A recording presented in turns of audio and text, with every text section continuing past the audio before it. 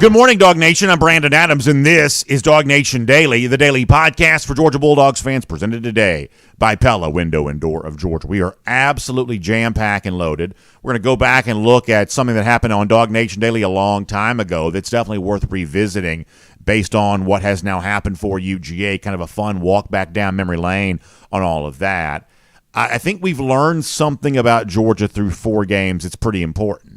It's probably not what we hoped would be true, but it's also not necessarily – it doesn't have to be devastating or even bad at all. We'll talk about that. Competition really steps up for UGA here this weekend as it travels on the road.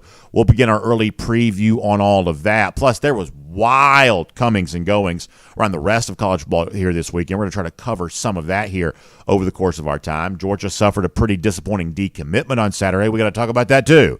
Yeah, we got like 8 shows combined into one here, and John Stinchcombe's a part of it there as well. I have no idea how we get all this done here over the course of the next few minutes. We're going to try our best. Stick with us for the full show. You can judge us when we are done. So what do you say we get it started? It is DawgNation Daily, the daily podcast for Georgia Bulldogs fans, presented by Pella, Window and Door of Georgia, and it begins right now. Today's episode of DawgNation Daily is brought to you by Pella, Window and Door of Georgia, viewed to be the best. Presented by DawgNation.com, this is DawgNation Daily, the daily podcast for Georgia Bulldogs fans. Here's your host, Brandon Adams. We said this last week. There are certain things that Kirby Smart does not want to do.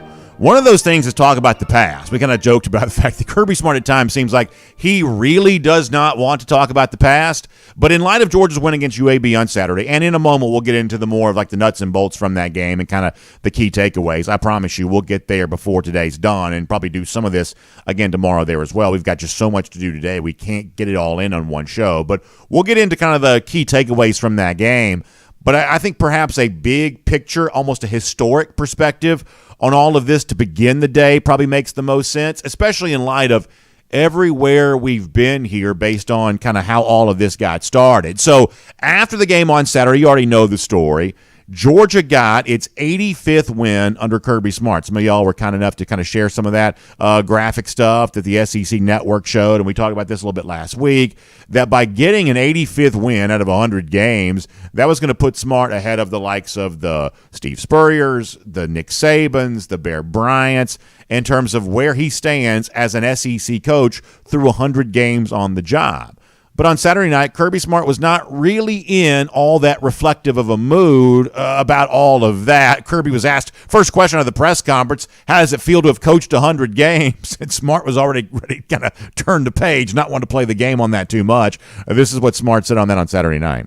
On to the next. That certainly takes an unbelievable organization, university, athletic department, President Moorhead, Greg, Josh, all the guys that have been involved in this program make our job much easier by supporting us, and the fans and the people that pay for the tickets and pay for the facilities.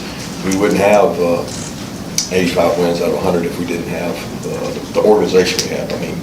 The people I work with every day, from Jonas Jennings to Bryant Gant to Scott Sinclair, it's just incredible. So couldn't do that without all the people, including Claude. So as we said before, Kirby doesn't like talking about the past. It's obviously classy to kind of give credit to so many people around the program that's helped him achieve the success that he's achieved, more wins through 100 games than any coach in SEC history. And for him, that's even more significant because it's the first 100 games he's ever coached. Later on, he was asked about you're in the same category now of the Bear Bryants and the Nick Sabans and the Steve Spurriers. And at that point in time, Kirby had kind of a funny joke on Saturday night that certainly got a pretty big laugh in the press conference room. Once again, Kirby kind of sidestepping the chance to talk a whole lot about the history that he made. That's pretty steep company when you start talking about those people. I probably had an easier schedule. So.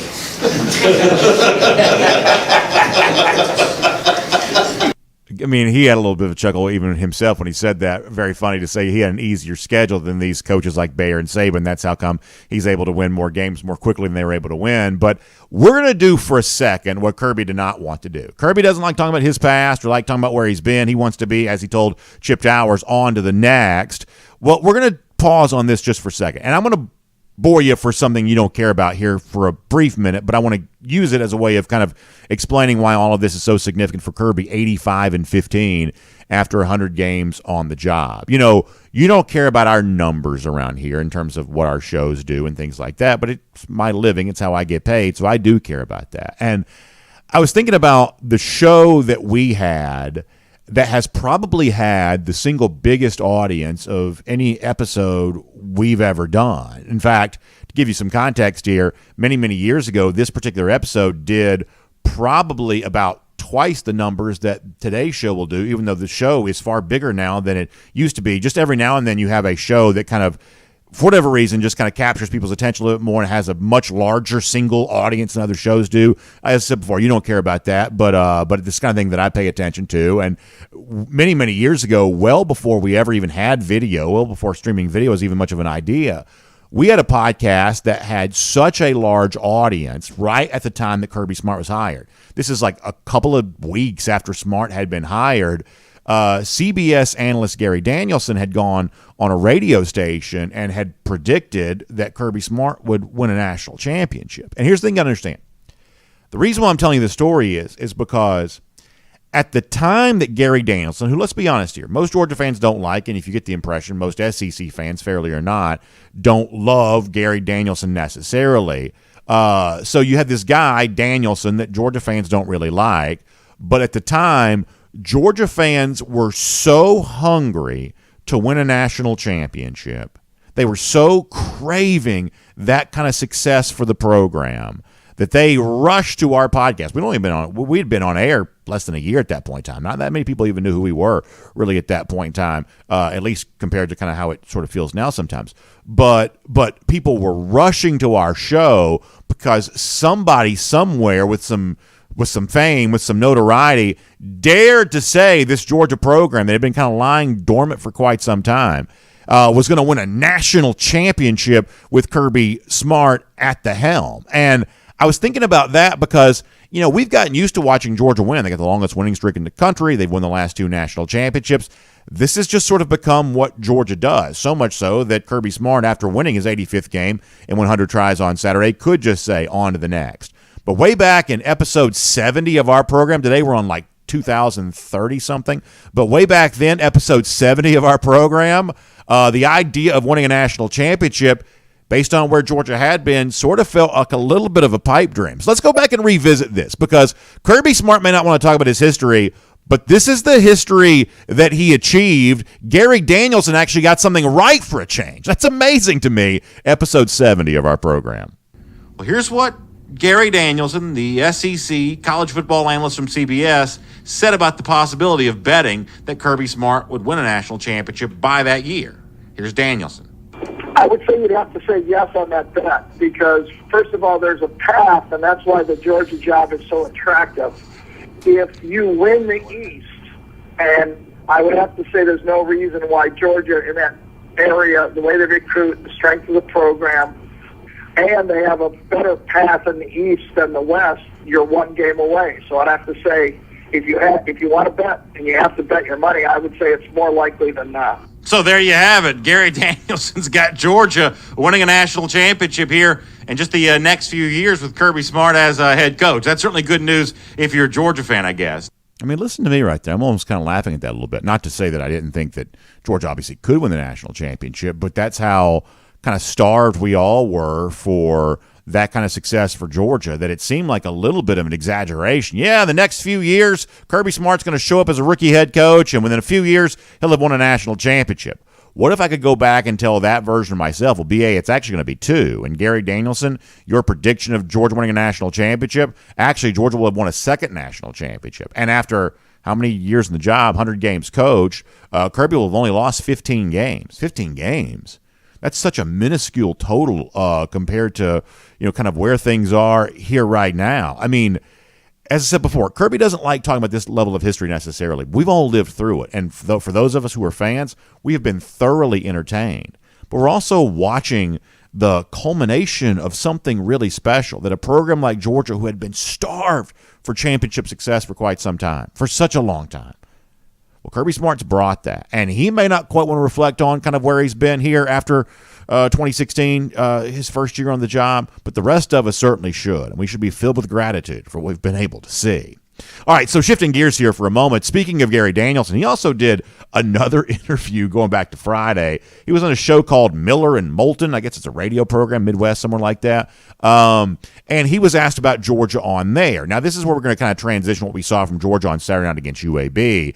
But as kind of a setup for this, I want you to hear Gary Danielson again, kind of giving you a little bit of a word of caution because he did the Georgia game against South Carolina last week, and what he saw there, perhaps maybe we're seeing a little bit more of right now, at least the thought that this could be true. Danielson a little tepid, a little, critical perhaps in his evaluation of the Georgia defense here right now. This is from the Miller and Moulton show. This is what Danielson said he saw versus South Carolina, and perhaps we saw some of this ourselves in the game against UAB on Saturday. Let me let you hear now present day Gary Danielson that last week offering an evaluation of the Georgia defense. Overall, I would say that they still have overall great talent, but no eye-catching talent on the defensive front seven where you go, well, there's for sure a guy the defense has to game plan against. And they've had that for a good run of 3 years now, maybe even 4 years up front. However, in retrospect, and I wish I would have done it a little bit more as I watched the game, I guess their best player, Javon Bullard, not playing, it really makes a difference for that football team. You know, he was the MVP of both the semifinal and final game, and he is a difference maker. He's the captain of their defense. They've had a couple busts in the secondary. They're still really, really good. But, you know, with the injuries they've had at running back, breaking in a new quarterback, a new offensive coordinator, and without Bullard, I'm willing to say this is a team that's still growing, and I think that's the way that the Georgia fans should look at it, really. So Danielson says they're still really, really good, but ... that they have great talent, but it's not quite eye-catching talent. That's what Gary Danielson says. Now, there are a lot of times a guy like me doing a show like this would use that as kind of like bulletin board material of, oh, Gary Danielson takes a shot at the Georgia defense. Georgia's about to show him how wrong he is. But based on what we saw Saturday night against UAB, you probably have to slow down on some of that stuff a little bit. And you have to consider the idea that this Georgia defense for now, which we've gotten used to being the most dominant unit in the entire sport, you have to consider the possibility that, at least for now, this group is a little bit of a work in progress. And there may be an aspect, based on the Saturday game against UAB, in which maybe Kirby Smart maybe agrees with some of that a little bit. There was a moment during Smart's post-game press conference on Saturday, he was talking about something unrelated to the defense, some of the offense, but in doing so, was talking about the offense and how they battle the defense during practice. And Smart said a very short sentence, only a small number of words, but perhaps it reflects the way a lot of us, maybe we feel about what we know about this Georgia defense after just 4 games of this season. This is from Saturday night. It's a short clip, but perhaps it reflects the way that some of us feel about where this Georgia defense is right now. Some of what Danielson's saying maybe doesn't feel totally wrong. This is Kirby Smart backing some of that up. I think we've got a good defense. I don't know if it's great, but we've got good defense. Smart says, I think we've got a good defense. I don't know if it's great, but it is a good defense. And I think right now a lot of Georgia fans would kind of feel that way, right? That the pieces are there for Georgia to be everything that it has been, but those pieces haven't quite come together yet. And the level of like dominance that you want to see from Georgia, you know, through a third of the regular season now, we really haven't seen that. Not a reason to panic, not a reason to be scared, but obvious evidence that this year will play out for Georgia different than the last 2 years have played out in terms of nobody belonging on the same field with Georgia, Georgia essentially annihilating almost everyone that it played. Maybe this year is not quite going to be that way. In fact, to hear a little bit of a longer take from Kirby Smart on the defense, he also kind of expressed some of those same ideas when he talked after the game on Saturday, once again, Kirby, on the performance of his defense. You know, I really thought the offense played to the standard tonight. It'd be hard to argue they didn't. And defense played in spurts. I mean, it was the closest we came to, I don't know what you want to call it, standard. You know, not domination or not what we want, but it was much better in spurts of the standard we're there. I think Kirby, what he says there, at least on my eyes, feels almost 100% true.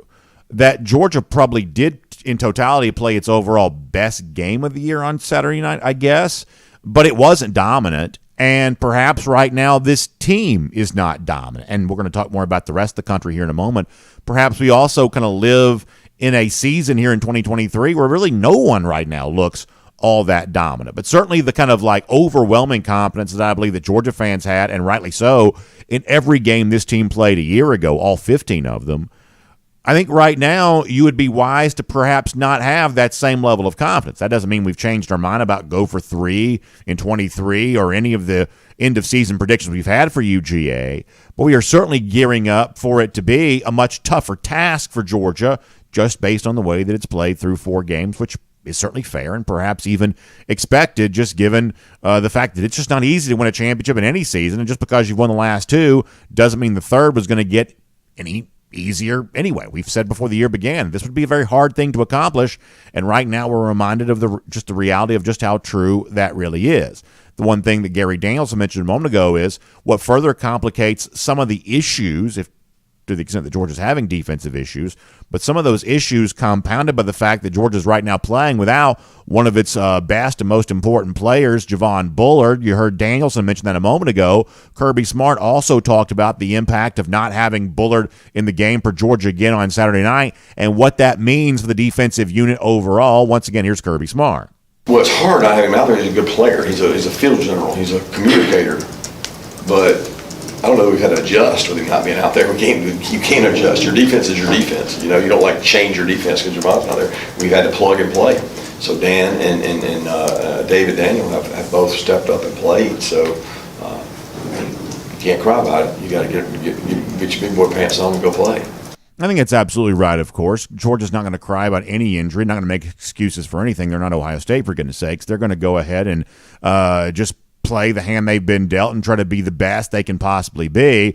But at the same time, you are seeing some limitations from this unit here right now because of who they don't have, or perhaps because of the fact that this unit is still a little bit of a work in progress. And there's maybe no moment that crystallizes that from Saturday night more so than right before the end of the half. Georgia gave up another one of these kind of like 2-minute drive style touchdowns. Gave up late points last week to South Carolina. Same thing happened to UAB on Saturday, and you better believe Kirby Smart didn't like anything about that and saw lots of problems with the way that Georgia played on that sequence. One more time, here's Kirby.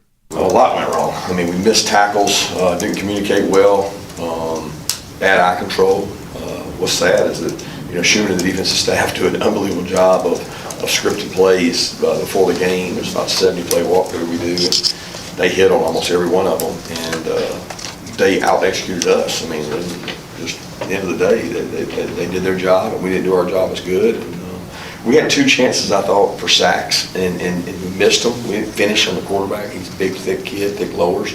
We missed those, and a couple times I think we were just a little too timid. I mean, we didn't want to rough the passer, and then when hit somebody late, and get him on the ground, and we missed those opportunities. So you do that, and you sustain drives. I think Monday can be an interesting day because you have a chance to reflect on what you have been saying about a game since Saturday night, and perhaps your opinion evolves a little bit. I think mine has kind of evolved a little bit about not just Georgia's win against UAB, but who Georgia is at this point in the season. I think on Saturday night I was kind of trying to grasp and determine exactly what I thought this Georgia team's identity is, the belief that through 4 games, maybe we haven't really fully seen that yet. I think that that's perhaps less true now than maybe I realized then, that the identity may not be quite what we want it to be, but the reality of it is kind of coming into, I guess, full focus here. That Georgia may still end up being the best team in college football, but it is not as dominant as it was certainly through the first month last season. It may not be as dominant at any point here this year, and that can be okay. We're moving into a stretch of the season now where Georgia's not playing for style points or not playing for tune-up or not playing to show how good it can be. It's going to move into a series of games where just kind of winning them is going to be enough.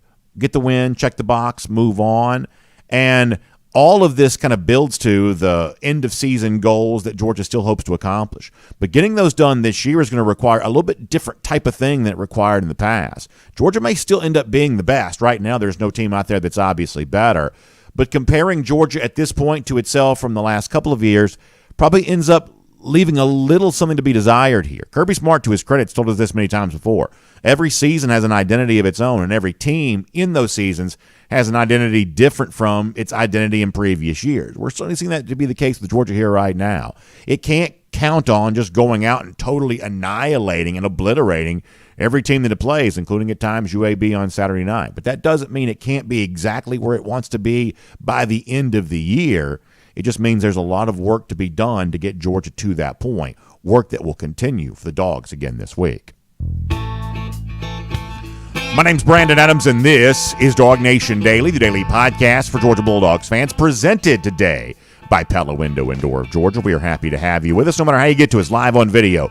10 a.m. across all video platforms, 9:45 at DawgNation.com, DawgNation app, for what we call our First and 15. Special content for those who join us on our own platform. Of course, radio, app and Sports Radio 960 The Ref, podcast, Apple, all the different podcast players, Spotify, everything else. We're just glad to have you a part of the program. And a big thanks to our friends at Pella Window and Door of Georgia for making it all possible there as well. You know, great homeowners want to take great care of their home. It's perhaps the most important financial and emotional investment you have in your entire life. And the best way to take the best care of your home, we believe, is to equip it with energy-efficient windows and doors, the likes of which you find from Pella Window and Door of Georgia. They look better on the outside. They make your home feel better on the inside. And after all these years of hearing me talk about Pella Window and Door of Georgia right here on this show, I believe the next step for you is to have a free consultation with one of those Pella experts to talk about why the Pella line is such a important thing for you. You can discuss installation options, financing options if possible, or if need be, and the variety of product line that's available out there to you. Just a great chance to have a no-pressure discussion with one of those Pella experts. You can do it virtually. You can do it in your home. You can go see them at the Experience Center there in Duluth. Lots of ways to have that discussion. In fact, you can even reach out to begin that right now by giving them a call, 678-638-1429. That's 678-638-1429. Also visit PellaofGA.com/DawgNation. That's PellaofGA.com/DawgNation. Take advantage of great savings now, too, between the end of the month. That's September 30th. You can get 10% off your entire project, or no payments, no interest, for 12 months. Just when you reach out, be sure you let them know that BA from DawgNation Daily said they would take really good care of you, because I truly know they will, because Pella Window and Door of Georgia is viewed to be the best. We're going to get John Stinchcomb here coming up in just a couple of minutes. That's always a lot of fun. But prior to that, though, I do want to go around the doghouse. And as we kind of said before, we're going to get more to the Georgia offense tomorrow. We did almost all Georgia offensive talk last week to begin the show. Thought it was probably wise to save some of the performance of the Georgia offense, which admittedly was far better on Saturday than it has been. We'll get more into that on tomorrow's show, I think. But one way or another, I'm glad to have like the UT Martin, Ball State, UAB stretch of the schedule. Just glad to have that behind us, right? There's just only so much you can learn from these games against lesser competition. Now, I told you going into Friday that I was more interested in the UAB game than the previous games, just because of kind of where Georgia had been, the momentum that it supposedly established, after having come from behind to beat South Carolina. Could it continue that against UAB? To a certain extent, it probably did. There were other things that kind of held over. Georgia is, at this point, a little bit of a work in progress. Gary Danielson called them, what do you say, a team that's still kind of in a growth phase. Well, we're going to see how that growth continues. And on Saturday afternoon, they're in Auburn, Deep South's oldest rivalry. You're going to get a chance to measure Georgia. Now, Auburn's on a great team. They did not play well on the road at Texas A&M. They played worse than I expect them to be completely frank here. But it's a much larger step up into competition. It's on the road. There's a challenge of that. Georgia is still a pretty sizable favorite here. In fact, Mike Griffith wrote this at DawgNation.com yesterday, citing Circa Sports, the sports book there in Nevada. Right now, Mike letting us know, we'll show this on the screen, that Georgia is a 14-point favorite to open things up there at Circa Sports. 14-point favorite over Auburn there on Saturday, according to Circa Sports. Mike Griffith writing that for you there at DawgNation.com. So Georgia's still in kind of a pretty advantageous position, having to go on the road, knowing it does so with a little bit of a cushion, at least on the basis of perception there against Auburn. But Kirby Smart, who had the Oklahoma game canceled on him and has, kind of had three sort of less than stellar opponents wrapped around an SEC game against South Carolina, as Kirby told it on Saturday, this isn't exactly the ramp up he would have wanted before having to go into a truly different kind of situation, the hostile environment there at Auburn. This is what Kirby Smart said about that challenge on Saturday night, already looking ahead to the big showdown against a hated rival like the Tigers. Kirby on Saturday discussed it. I would not want to draw it up that way. I really believe in going to play at a neutral site or getting a road game, but there's not a lot of control I have over that either. So it'll be one hell of an environment. They do an incredible job with their fan base. I mean, it's one of the places, I think I probably coached there more than any other location outside of here in Tuscaloosa. Because I always go there here, and I always went there. So it's just, it's an incredible environment. Their fan base is second to none, and they're believing, and then they got a new coach, and they got a new energy, and they're doing a really good job. So it'll be tough, and we have to prepare that way, and I hope our players acknowledge that. What we had said was if Auburn was able to beat Texas A&M, it would have created a massive atmosphere there at Jordan-Hare Stadium. As it turns out, Auburn's got some real offensive struggles. A&M's not very good offensively either, but my gosh, Auburn made them look like the 99 Rams at times on Saturday just because, Peyton Thorne is just not it. From a quarterback standpoint, a lot of these SEC teams were hoping there'd be a better crop of transfer quarterbacks in the transfer portal, and there just weren't. Peyton Thorne at Auburn, Graham Mertz at Florida. We may kind of laugh at guys like that, but the truth is that was just the best transfer quarterbacks that were available. Good quarterbacks like Sam Hartman either didn't want to come to the SEC, apparently, or in the case of like Drake May or Van Dyke at Miami or Michael Pratt at Tulane, they just don't want to transfer at all. That's the pretty obvious takeaway that the SEC, even with potentially some NIL dollars to spend, could not get those quarterbacks to want to transfer, and so therefore Auburn's just really limited. And even against a team like Texas A&M, which is pretty limited in its own right, just not able to muster any kind of offense whatsoever. Almost had a little bit of a chance last week late to kind of get involved in it on Saturday back in the football game, but just couldn't move the football well enough to do it. But Auburn's a little salty on defense, and it's really going to be a physical game next Saturday. We'll hear plenty more about the coaching relationship between Kirby and Hugh Freeze. Freeze beat Kirby in 2016, going back to the first year when Kirby's on the job here, had a couple of big wins as Ole Miss head coach when Kirby was still Alabama defensive coordinator, but it certainly sounds like Kirby Smart's gearing up for a big game on the road. It'll be the first time many of these players have faced this environment as kind of starter-level players, and you better believe that for Georgia, the whole feeling about it's going to be different. We're about to find out truly how good Georgia is. Perhaps not as dominant it was as a year ago, but a chance to build and grow and gain some momentum and be where it needs to be by the time the year is done. Auburn on the road, the next step in all of that on Saturday. And that is Around the Doghouse here on DawgNation Daily today. And before we get John Stinchcomb here coming up in a moment, can I give a quick shout out to my friends at Dr. Pepper here? Because obviously we're watching a lot of college football here this weekend. And Dr. Pepper Fansville, you see those commercials all the time, and you're reminded how much the folks at Dr. Pepper love college football and how much those of us who love college football also love Dr. Pepper. So when you're getting stocked up and ready to go for the next football weekend, stop by your local Kroger, pick up some Dr. Pepper Zero Sugar, the brand new Dr. Pepper Strawberries and Cream. Enjoy all of that, the delicious, rich flavor of a one-of-a-kind Dr. Pepper, because it's the one fans deserve. All right, so we're going to get John Stinchcomb here coming up in a moment. Kirby Smart on his 100th game. We're going to talk about the Georgia win against UAB, what we learned from that, how ready Georgia is to go on the road here at Auburn, a lot of ground to cover with John Stinchcomb. And also, before the show is done today, a topic that we don't love, but you got to do. Georgia had a pretty significant decommitment on Sunday evening, 4-star wide receiver Nye Carr. Exactly what does this mean for UGA? We'll cover all of that here before we're done.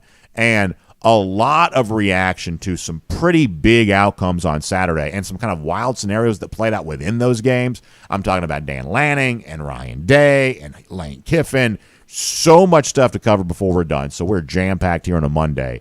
But to keep it going right now, always great to get his perspective on a Monday. It's a Marlowe's Tavern Insider Update with the former Georgia All-American, John Stinchcomb, here on DawgNation Daily today. From Athens and across the SEC or wherever the recruiting trail may lead, here's a DawgNation.com insider. We will say hello to John Stinchcomb here. It's a Marlowe's Tavern Insider Update with John today. And John, we just heard Kirby Smart saying, hey, if you drew it up, you wouldn't necessarily want a road trip to Auburn to be the first time you played outside Sanford Stadium in a given year. That's how it does work out for Georgia this year after obviously the Oklahoma game was forcibly canceled on the Dogs by the SEC. But nonetheless, that's kind of where Georgia is right now. Road trip coming up. Auburn's not a great team. They clearly can't move the football, especially away from home. The Cal game, the Texas A&M game, kind of proof of that. But it's still probably a more formidable test, given the venue, given everything else, than anything Georgia's perhaps faced thus far this season. Do you think Georgia is ready to go on the road next Saturday? Absolutely, and Jordan-Hare is a difficult environment. But what makes it a difficult environment is when the crowd gets involved and they're passionate about their team, and they just don't have the team to match the environment this year. So, I'm sure this isn't exactly how Kirby would draw it up, and he has certainly been in that stadium where it was volatile. But I don't really expect that to be the case. I mean, we've played in other games. South Carolina is a difficult environment, at least in the first couple quarters. And as you create that separation and distance on the scoreboard, it calms the crowd down significantly. So that's kind of the expectation going into Saturday is you can control the environment just by what you do on the field. So Auburn does not have the team that matches the stadium volatility or what it could be. I remember, obviously, the 2002 game. That's the great game that you played in and won. Your speech at halftime has been credited as kind of a special moment there. And I also remember that game. I was there. Georgia got down. You guys got down pretty big pretty early, right? Couple touchdowns. And as a player playing in a game like that, already kind of a hostile environment, but when the home team gets off to a fast start, how much worse does that make it? I also remember being there in 2019 when it's actually Georgia that gets off to the big lead. Auburn came from behind late to try to make it close, and the crowd finally really got into the game. But you can kind of quiet this crowd down, or you can at least diminish their impact if you get off to the fast start. But if you're not careful and you have what happened to y'all there in 2002 where they get off to the fast start, it gets even worse really quick, doesn't it? Yeah, it gets hostile. And then you see the pre-snap penalties, and it's harder to communicate. You've just made life harder on yourselves. I mean, the game gets a little bit tougher, and you think, well, it's still football. Sure it is. But when I can't hear the quarterback and I'm a tackle or a tight end, and it's harder to relay information or for checks and any kind of adjustments, then that's a factor for the game. So it does matter when you're on the road and you get an opportunity early to kind of eliminate one of the factors that can contribute against you later in the game. It's to your advantage to do so. Now, it's not something you can't overcome. We certainly did in 2002, but if you can create an easier path to victory, you definitely want to take advantage of it. And playing in one of those environments like Auburn has to offer, you're much better served if you can start fast and create a little separation. One more thing on this game, then we'll move on, talk about the game that Georgia just played. I'm not sure how much of Auburn you've been able to see. I've seen enough, following the game against Texas A&M Saturday, what they did against Cal. Those are the two games I've probably seen the most of Auburn. I've seen enough to say this, is that Hugh Freeze obviously looks like a coach who's coached in the SEC before, because it seems like he's used the transfer portal pretty well. They're not terrible along either line of scrimmage. They're pretty good defensively. They run the ball at times okay. Had a hard time getting that going on Saturday, but they run the ball okay for the most part. They're just really, really limited at quarterback, and that's why they lost to Texas A&M on Saturday. But overall, I mean, while Auburn doesn't score enough points for me to believe that they could beat Georgia, I don't. I think that Georgia could play a bad game on Saturday and still win. I do think that they're at least salty enough to be somewhat dangerous and maybe keep it closer, at least potentially a little longer than some Georgia fans might like, because, this is not a team absent of, some capabilities. Like I said, line of scrimmage, a little bit of defense, a little bit of running the football. They do some of that stuff okay. It's fairly obvious that Freeze has coached in this league before. Have you seen enough about Auburn to make much of a evaluation at all? Yes, and I think this comes at a good time for Georgia. As you build in the season, we've had 4 games with lesser opponents that have shown various looks and everything that you want, but now you're going to step things up, at least in atmosphere. And it's another conference game. I know we had one against South Carolina, but this one's on the road. And it is an opponent that has some bodies, specifically on defense. They've got a couple playmakers on that side of the ball. I got to see a decent amount of that Texas A&M game, and, you know, there are going to be challenges. Georgia is the far superior team. Let's not get that twisted. It should not be close by the end of the game, but this opponent is better than some that we've seen, specifically on defense. So it's going to be a good challenge as you work your way into the meatier side or a section of this schedule.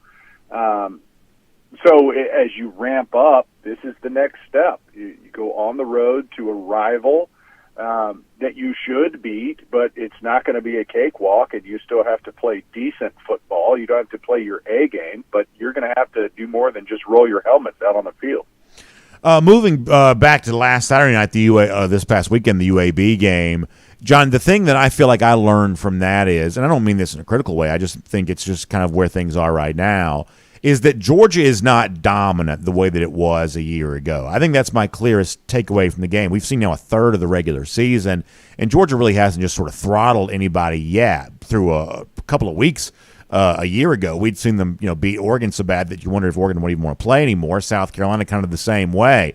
That level of performance just hasn't been on display from Georgia yet this season, even though it's played, for the most part, kind of a lesser degree of competition, which leads you to believe that Georgia's path, if it does win a national championship this year, I think it certainly still can, is just going to be far different than it's been a year ago. And I think that Georgia fans ought to be prepared for kind of a wild ride where perhaps anything could happen, but the best result possible is still very much out there, potentially on the horizon. What do you feel like you learned from Georgia in the game on Saturday against UAB?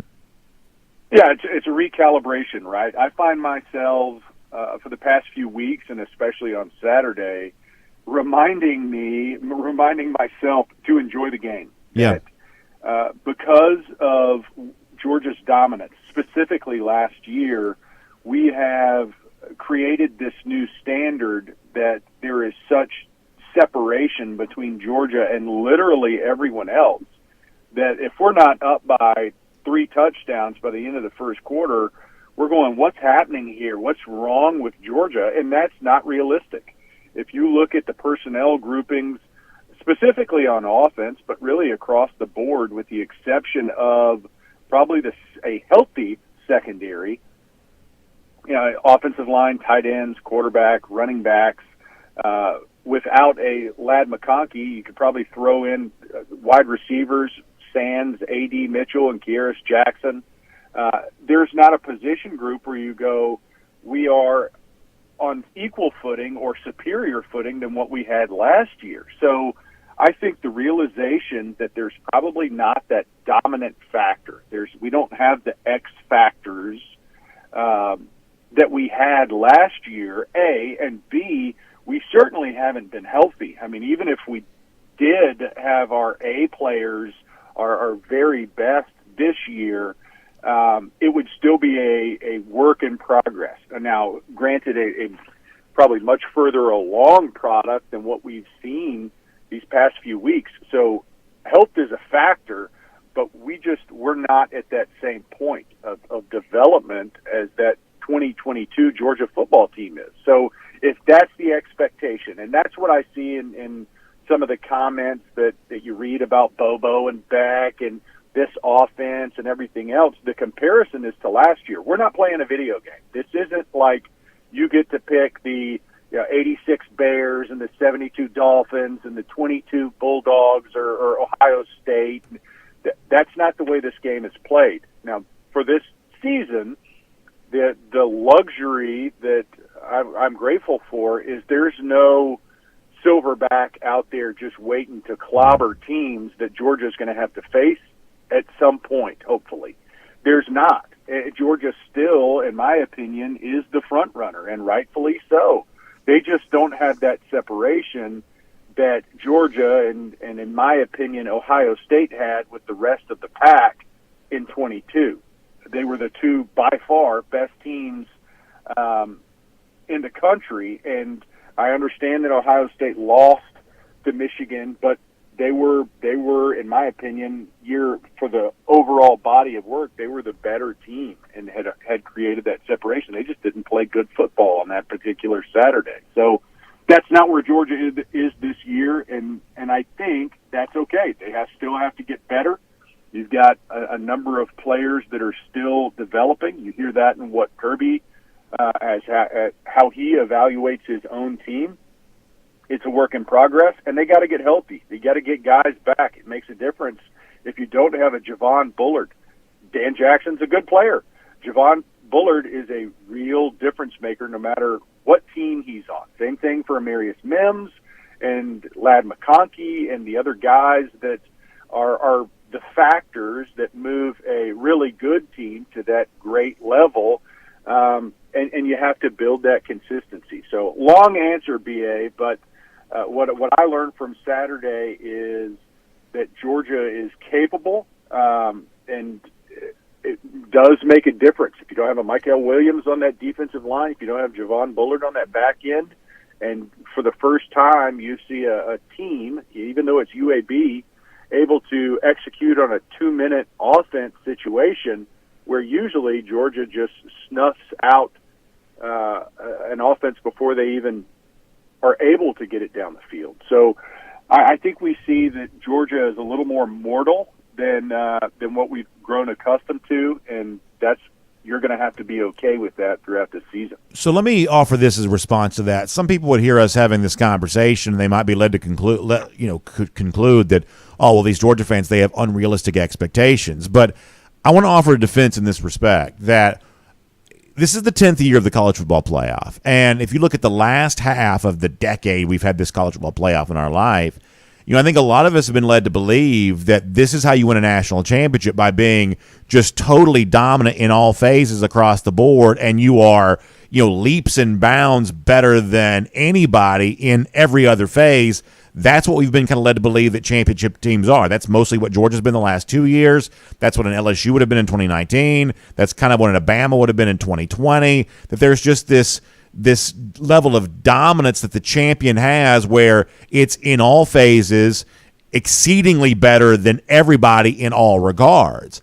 But in the first half of the college football playoff era, the first 5 years of this sort of decade that's been in our life, that's not necessarily been the case. The 2014 Ohio State team lost to Virginia Tech. The 2015 Bama team lost to Ole Miss. Clemson, one of those years, lost to Pitt. 2017 Alabama wasn't necessarily just sort of throttling everybody. That there was an era, even in this sort of like college football playoff world, in which, champions were not necessarily leaps and bounds better than the second best team that's out there. And so if that's what 2023 becomes, it's not like we don't have some track record of not all that long ago when that was also true. So, fans may seem like they have unrealistic expectations because they expect Georgia just to throttle everybody, but that's been kind of born out of, that's mostly what national champions have done these last 4 or 5 years, but that hasn't always been the case. And maybe this year is going to be a little bit of a return back to previous years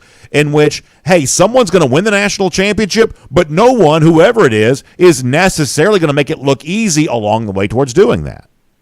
I think that's a great assessment and spot on. The only problem is, as fans and really across the board, folks that are connected, we have such short memories, and what we see is dominance. In the past few years, it's been reflected in the national champions, and at least those competing at national champions. The separation that I'll throw NIL and transfer portal that's been able to create has become, quote unquote, the new norm. Well, that what we're seeing this year is a throwback to an era gone by, that the mid-teens where it was competitive, and there was a number of teams that were grinding it out and showed that they weren't invincible to having a slip up. Well, I think we're back into that space, and so as much criticism is this offense, Georgia's offense has taken this year. What Carson has done is not turned the ball over. We saw a couple turnovers on Saturday in special teams, but what happened in Missouri last year for a team in Georgia that was far superior is you become much more vulnerable when you get in a game that you should dominate. You turn the ball over and you don't play your best. Well, I think that type situation is much more hazardous for a Georgia or anyone else in that top 10. Look across the nation. Washington's playing good football. Florida State certainly had their scare this past weekend, along with Notre Dame and Ohio State. There's not a team out there that has shown to have every duck in a row, and they are far superior. So it is a throwback, and it is going to make for more exciting football, but also there's going to be a Saturday that pops up, hopefully not for Georgia, but a superior team, at least on paper and performance in the past weeks, is going to have that slip up against a lesser opponent where people are kind of scratching their heads saying, I didn't expect that. I want to ask you one more question here. Let me remind folks, though, before that, it's our Marlowe's Tavern Insider Update. We have John Stinchcomb. He's our DawgNation Insider. But did you know that you can become a Marlowe's Tavern Insider by becoming a member of the Insider Club there at marlowstavern.com? Now, here's how it works. You just go, you sign up, it's free to join, and then you get this huge incentive just for signing up. How about $10 off a $30 order there at Marlowe's Tavern just for becoming a member of the Insiders Club? Then after that, you're seeking to get what are called qualified visits. When you dine at Marlowe's, enjoy $15 worth of either food or beverage, that becomes a qualified visit for you. Then once you get 4 qualified visits, you receive a complimentary entree reward worth up to $20 on your next visit. You can also get like free entree for your birthday, things like that. So there's some incredible, great incentives for doing this. And as I said before, it's free to join. So go to marlowstavern.com to become a member of the Marlowe's Tavern Insider Club today. That's marlowstavern.com.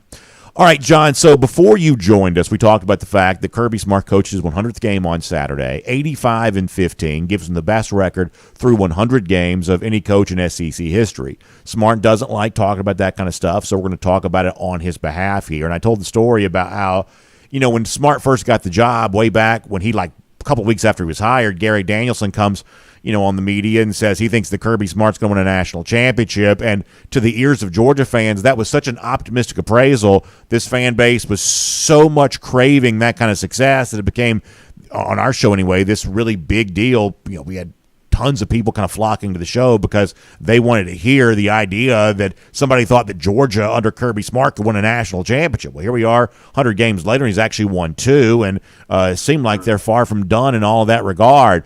I don't think you can overstate how remarkable these last few years have been, how remarkable these 100 games are. Smart may not want to talk about it publicly, but I hope he appreciates it privately. I assume that he probably does. And for the rest of us who are fans of this team, I certainly hope we are appreciative of it because it has been an amazing ride, and we think we're still in the midst of seeing some pretty amazing things happening here for Georgia. But even if the world ended today, we never saw another football game, what we have seen has truly been special, has it not? It has been remarkable and something that I think really you don't have to be a Georgia fan to appreciate what Kirby has done for the program. I mean, when he came in, the cupboards weren't bare. Coach Rick left the program, had built it into a position where 10 wins was the floor. The expectation is we need to bring someone in that can move us into that next tier, and Kirby has done far more than just that, and it's in a time where the landscape of college football has changed so much from when he first took the position that it's remarkable the amount of success that he's had, the ability to recruit at a very high level. I remember when he first got that top 3 recruiting class, and Georgia fans were ecstatic of just, wow, we're finally getting national level players. And Georgia's always recruited well, but you see that Kirby was able to bump that up to that next tier. And we thought, man, this group could be really special. And what's been remarkable is his ability to do that on an annual basis. And that wasn't a one-time freak occurrence. It becomes, this is what you expect every December and February, is that by the end of the recruiting circuit, that Georgia's going to have one of the top classes. That, in combination with the development of players, the fact that not only do we get really good players in, but they continue to get better and buy into the program in a time when, if you don't have that early success, you're not on the field, there's a lot of guys that hit that eject button or going to other places. And I think that has certainly factored in. I'm kind of talking around the fact, and these are foundational pieces as to why Coach Smart has had so much success in those first 100 games, is his ability to not, and you hear him talk about it, not talk about the result, but the process. Mm-hmm. And that's where his focus has been throughout everything, throughout the recruitment of players, the development, the game plans. You go into the week, the way they practice, it's we're going to focus on how and us more than what the outcome is. And the outcome has been exceptional. And it has been and will continue to be recognized as arguably the best performance by a college coach, especially in his first 100 games. But he is the best coach in college football right now and is building his own legacy that we get to be a part of and witness. If we've talked about in past of when you're in the good old days, can you appreciate it and not just look back and say, man, those were the good old days? Yeah. That's where we are as Georgia fans. These are the good days that Coach Smart has brought to us and continues to provide for us. And there's times where we just need to enjoy them more and not critique every small hiccup that comes along the way, because he's done an exceptional job of elevating our program to be the star which every other organization is shooting for. I think that's exactly right, John. Great stuff. Thank you for being here as part of our Marlowe's Tavern Insider Update today. Appreciate your time. Always love your perspective on Georgia football. And let's get ready to go out and beat Auburn on Saturday and then talk about that again here next Monday as a part of a Marlowe's Tavern Insider Update all over again. As a dog, we always love beating Auburn. So I look forward to this Saturday and being able to claim victory once again against those nasty Tigers over in Alabama. So go Dogs. Appreciate you, B.A. Yes, sir, John. Thanks a lot. Let's take a look around the rest of the league. This is SEC Through. Yeah, fun one coming up. Deep South's oldest rivalry. You never get tired of it. Georgia's had a lot of run of dominance in that series, and that's another one of those things you don't want to take for granted. A lot of that success actually even predated Kirby Smart, which is kind of cool too. But a remarkable run through 100 games and fun to see where it goes next. We still believe very much that Georgia can obviously win the national championship here this year. But the way we've been talking about things of, listen, nobody comes close to being as good as Georgia. Georgia throttles everybody. For a little while here, we may actually show a dash of humility, which will be kind of a weird thing for us maybe. But we're gonna see how it plays out. We'll see how it goes. Obviously, it can still finish great. Perhaps it will. But and Georgia took some steps in that direction on Saturday. But there are some challenges ahead for sure, and Georgia's in the midst of trying to figure out exactly how it fits into this picture of a pretty wild 2023 season here thus far. In fact, we're going to talk more about that here as we go cruising around the SEC, courtesy of Royal Caribbean. And, of course, amazing things going down with Royal Caribbean in 2024. Right there on your screen, if you're watching on video, you see Icon of the Seas debuting January of next year. Boy, what a fun thing that's going to be. Largest cruise ship ever constructed, kind of redefining what the cruise vacation experience is all about. That's what Royal Caribbean's famous for. And that's not the only brand new thing Royal Caribbean's got coming for you in 2024. How about Utopia of the Seas there as well? 3 and 4 night sailings, leaving out of Port Canaveral, which is kind of the most convenient port for us, those of us who live here in the Atlanta area, just right past Orlando. You're there in Port Canaveral. You're having a great time, and you're enjoying all of that. Maybe perhaps the week-long 7-night cruise, a lot to get away for. Those 3 and those 4 night sailings, perhaps much more convenient on that. And in July of next year, you had a brand-new Oasis-class ship to be able to take that on. All kinds of really fun things going down with Royal Caribbean.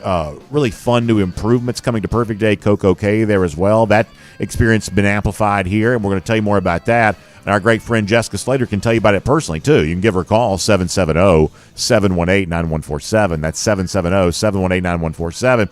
Or Jay Slater at dreamvacations.com. That's her email, jslater at dreamvacations.com. Plan a great Royal Caribbean cruise vacation. Jessica Slater is a wonderful travel agent, specially selected for us by Royal Caribbean to make that experience even better for you. So make sure you check her out today.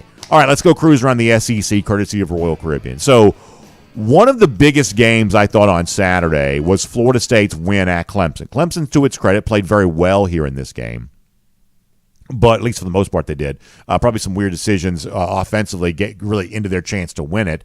But for the most part, they showed themselves to still be pretty formidable foe, still be a pretty formidable challenger. But Florida State goes into Death Valley, breaks a 7-game losing streak to the hands of Clemson, wins there on the road. So now you got a situation where Florida State thus far has road win at Clemson, neutral site win against LSU. I think there are only 2 teams in the country that I think have a reasonable argument to be the number 1 team. I think that Georgia is rightfully the number 1 team because of what it's done the last 2 years. In our minds, we're human beings. The recent past obviously matters to us. We can't pretend that it doesn't. And I haven't seen anything from Georgia yet this year, albeit not, we've said on the show today, this is not a totally, completely dominant team. Injuries at running back, perhaps some vulnerabilities on defense, perhaps. We're not quite ready to say that for sure, but perhaps some vulnerabilities on defense make this a slightly less dominant team than it's been in the past. Yet we haven't seen the kind of fatal flaw from Georgia that would say, well, they can't be number 1 because of ... We haven't quite seen that yet. We've just seen some vulnerabilities that we maybe not quite so used to seeing from Georgia. But to me, there is still a strong argument of making Georgia the number 1 team. They would be my number 1 overall team. If I was going to listen to any other team right now make a case to be number 1, the only other team I would be willing to consider is Florida State. On the basis of resume, neutral site win against LSU, that looks pretty good. Road win at Clemson. Clemson's lost twice, but that still looks pretty good. I could listen to an argument for Florida State as the country's number 1 team right now. Not to finish there. That's not my prediction. In fact, I would still be somewhat suspicious of Florida State's chances of making the college football playoff. But ranking them number 1 right now, if you want to use resume as your guide on that, I could listen to that discussion. I certainly could. So we will see where the Seminoles go from here. Now, other big games in the weekend, I'll talk about Alabama Ole Miss here for a moment. And, look, we don't like tooting our own horn here, but we got this game completely, totally, 100% right. I think a lot of you probably did there as well. You just sort of look at this and sort of see the way that we're going. And Alabama's not going to get voted off the island completely for the season on the basis of a loss to this Ole Miss team in its own stadium. Not like that. That's just it's just not going to go down like that. We told you that on Saturday, or leading into Saturday. As it turns out, we're 100% right. And I think a lot of you kind of saw this coming there as well. This Ole Miss team is just not good enough to even though Alabama's limited, even though it doesn't have the kind of quarterback play they're used to, this Ole Miss team is just not good enough to do it. We kind of said that Lane Kiffin was talking a lot before the game, sort of sounded like the kind of coach that sang stuff before the game because he doesn't think he's going to be able to say it after the game. And Kiffin, who sort of always needs to have some level of attention, it seems like he was trying to get his attention pregame because he knew there'd be no attention to be given postgame. But to hear Lane Kiffin tell it, all of that stuff last week was because apparently he really did think Alabama was vulnerable, and he really did think it was going to be his year, which does give you a little bit of an idea about how possibly misguided Kiffin is, that he just sort of lives in the dream world where he's the kind of top-flight coach that can win games like this.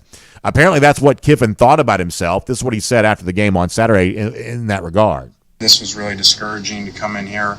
Really thought this was our shot to beat these guys. Just thought there were some things there we could do and didn't get them done today, so we'll worry about next week, I guess later today. Lane, Alabama seemed vulnerable this year. I didn't like playing them after they played poor. He's the best in the world at that. You would think that he would act one way when they don't play. I'm sure he said they didn't play well last week, down in South Florida, and he does a great job of getting them back and using what everybody says, all you guys saying the dynasty's over and they ain't any good anymore, and he uses that all week, and the guys come out playing really well, especially usually on defense, and they did that today. Lane Kiffin is an unserious person, and I don't mean that from the standpoint he likes to joke around. I mean unserious as in he's not someone I think you ought to take seriously.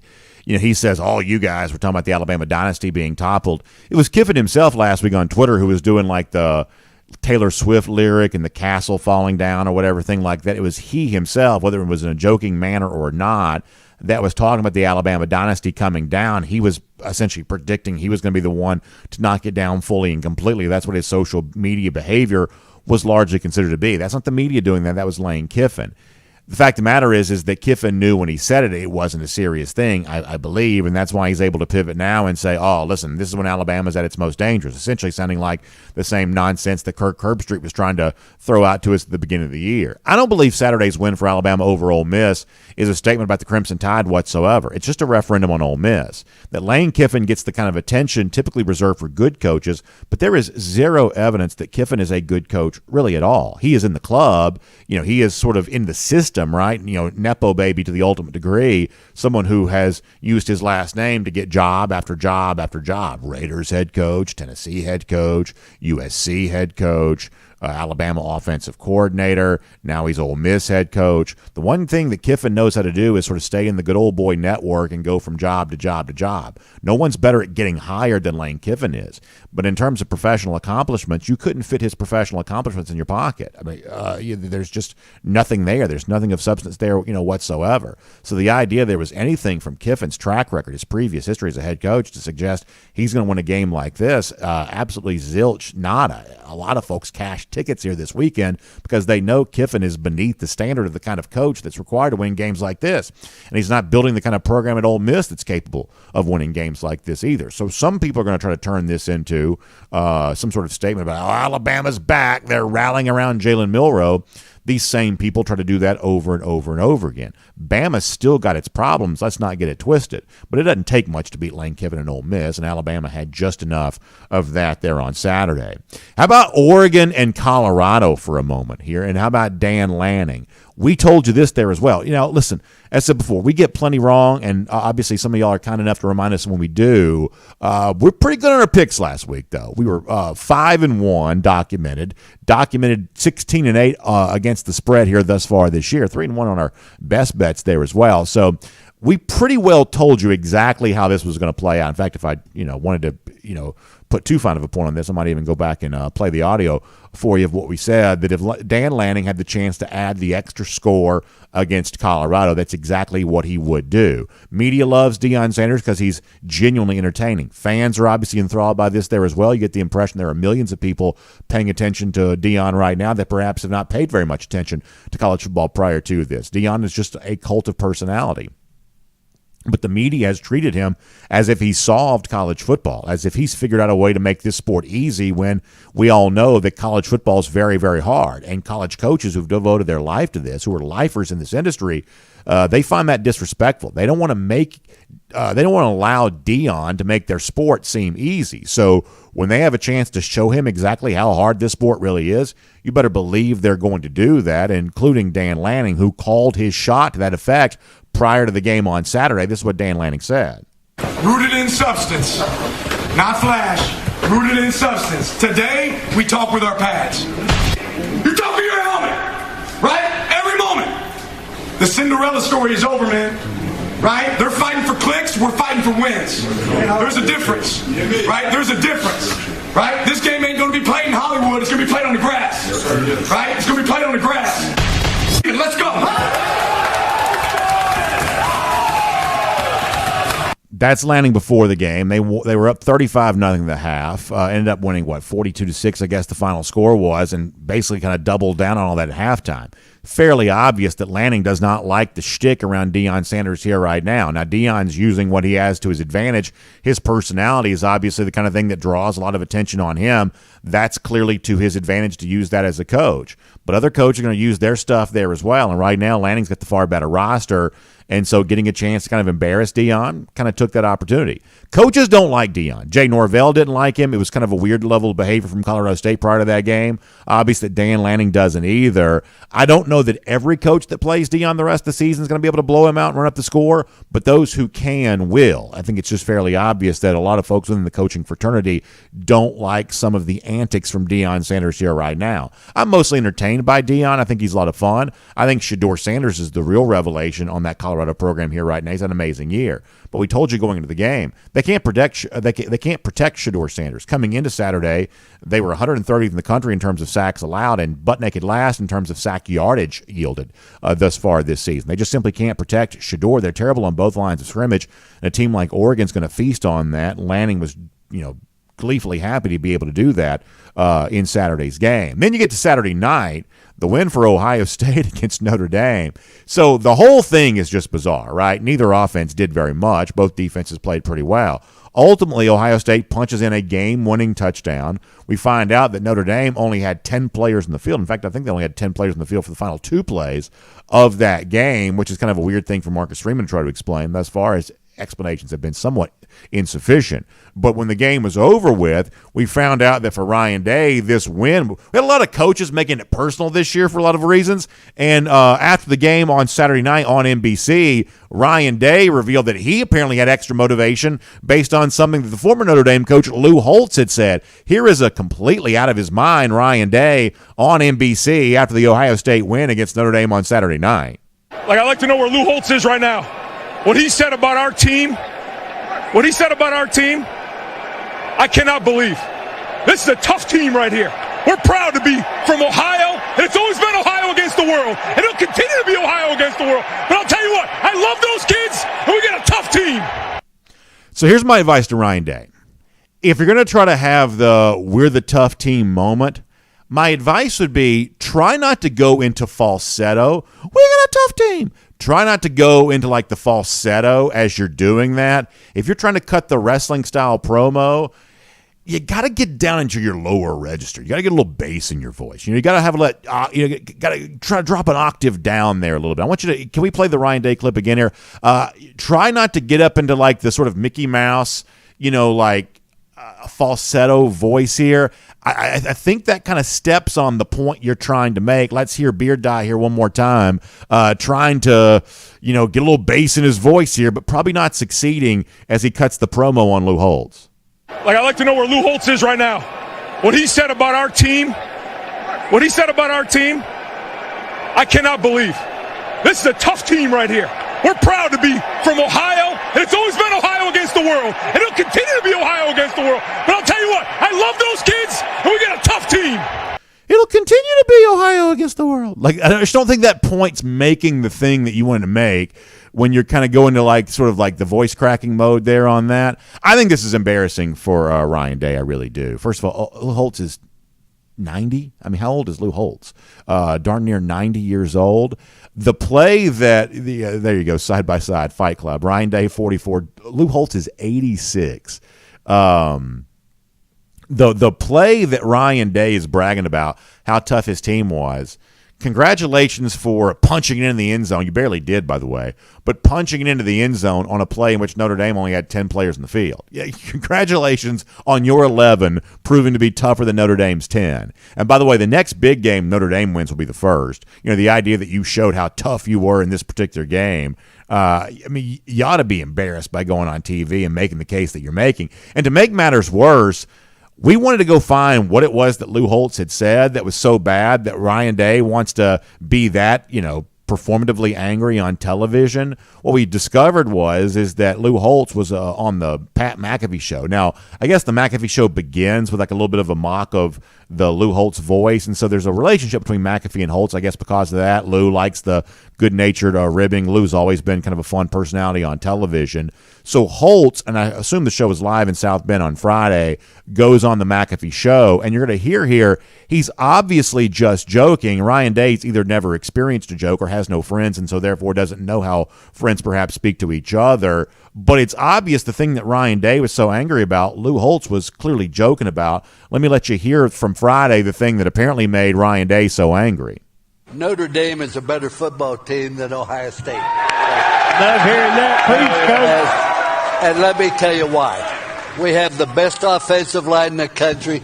Sam Hartman won't even get his jersey dirty all year. He has time to throw the football. The offensive line, we have great running back. Esteem is averaging about 10 yards a carry. We have great receivers. So offensively, we're set. Defensively, our defensive line's better. And you look at Coach Day, and I coached at Ohio State under Woody Hayes. We won the national championship when I was there. That's right. So I'm proud of that. However, he has lost to Alabama, Georgia, Right. Clemson, Michigan twice, and everybody that beats him does so because they're more physical than Ohio State. And I think Notre Dame will take that same approach. The guy that he's on the set with is the guy that makes fun of Lou Holtz's voice. It's a back and forth thing between the two. It's obvious that Lou Holtz is joking. It's the Pat McAfee show, for goodness sakes. The guy wears a sleeveless shirt and screams into a microphone and has all kinds of props and things like that. It's obvious that Holtz is joking, and this is the thing that Ryan Day wanted to make a big deal about after the game. It's fake anger from a fake tough guy, and there are a lot of Georgia fans that want to play Ohio State again because of all the whining and complaining that Ohio State's done since Georgia's Peach Bowl win last year. Now, it remains to be seen how good Georgia will be by the end of the year, whether Georgia will be in that position or not. But here's what I can tell you. I can guarantee that Ohio State won't be, because what we saw from the Buckeyes again on Saturday night is they may have been good enough to kind of push around Notre Dame when Notre Dame only had 10 players in the field. You think Michigan saw that on Saturday? You think that Michigan doesn't want a chance to go out and do that again? Because all of that stuff, that kind of performative outrage on the part of Day, that's all about trying to say to his fans they are now tough enough to go and beat Michigan, something they haven't done in either of the last 2 years. I'm not buying that.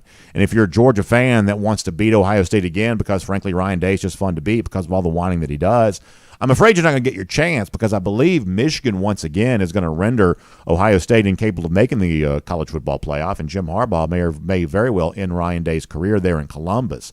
The kind of histrionics after the game, though, that's just conduct unbecoming a coach who wants to be, kind of at the highest level. Stop picking on 86-year-old Lou Holtz and stop bragging about beating Notre Dame. Anyone of note beats Notre Dame. Notre Dame's never beaten anyone of consequence. This entire chapter for Ryan Day, pretty disappointing for a coach that you would like to think was ready to kind of take the next step. He is pretty obviously, though, not ready for the next level. And we'll make that cruising around the SEC courtesy of Royal Caribbean. It's also very late, so let me try to pick up the pace here a little bit. First of all, quick shout-out to our friends at Tecovas. Talk about a great pair of boots. If you're ready to do that, or maybe some fine Western goods yourself, check out the Tecovas store right there at the shops around Lenox here, right here in the Atlanta area. You can grab a cold one. They got a great knowledgeable staff. They can kind of walk you through all the choices available. Great boots, comfortable handcrafted boots.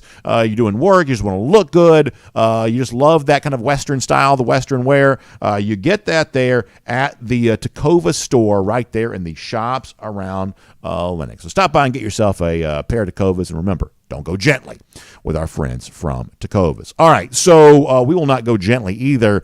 We got to step into something else here on our show. Unfortunately, not great news to close things out today. There was a decommitment yesterday, and it's a big one, to Georgia's class of 2024. Nycar, receiver from Colquitt County, who been committed to Georgia for a while and really was having a sensational senior season, is having a sensational senior season.